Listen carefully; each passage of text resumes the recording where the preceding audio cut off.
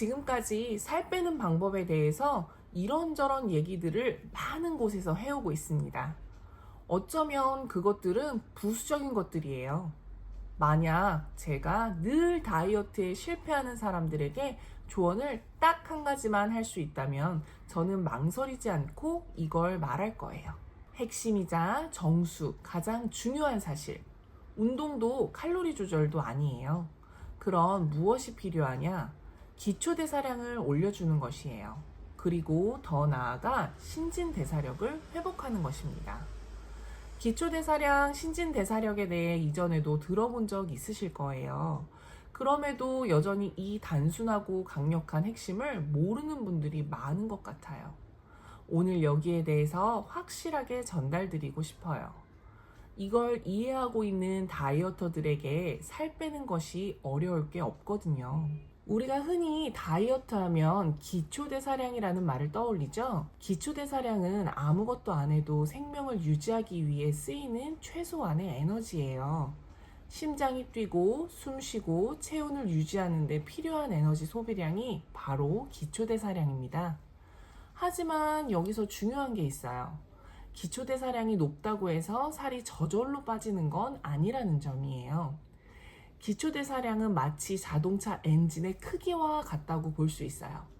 엔진이 크면 잠재력은 크지만 그 엔진이 제대로 관리되지 않으면 기름만 축내고 힘은 못 내죠. 여기서 등장하는 개념이 바로 신진대사력이에요. 신진대사력은 그 엔진이 실제로 얼마나 활발하게 잘 돌아가는지, 연료를 효율적으로 태우는지를 보여줍니다. 기초대사량은 내 차가 2000cc인지 3000cc인지를 말한다면 신진대사력은 그 엔진이 잘 달리는지 혹은 기름만 먹고 덜컥거리는지를 보여주는 거죠. 그래서 살이 잘 빠지려면 단순히 기초대사량이 크냐 작냐보다 내 세포 속 미토콘드리아가 연료를 얼마나 잘 태우고 있느냐가 훨씬 더 중요해요. 이게 바로 신진대사력이에요.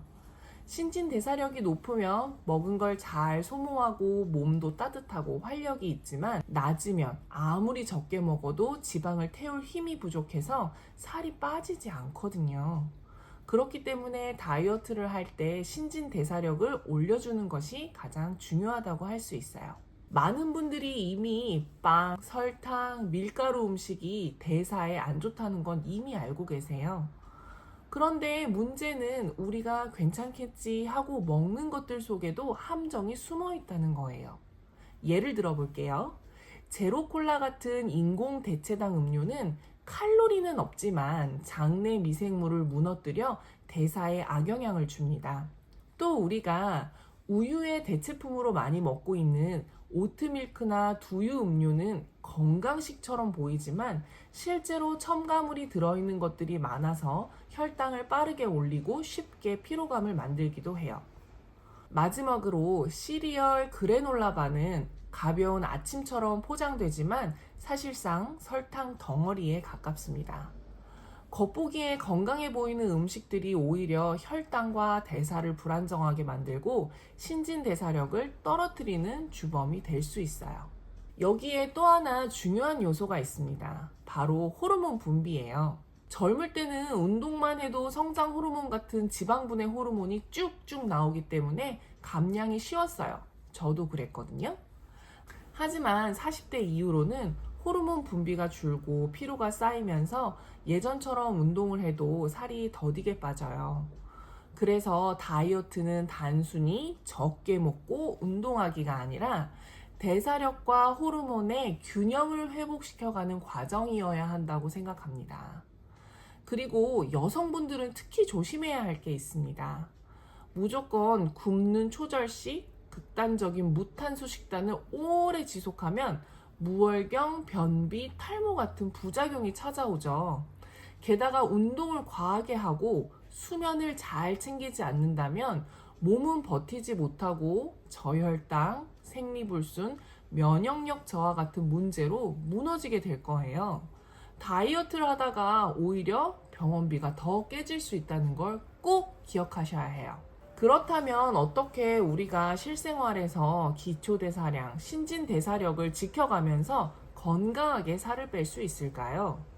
첫 번째, 밀가루, 설탕, 가공식품, 식물성 기름을 최대한 식단에서 빼주세요.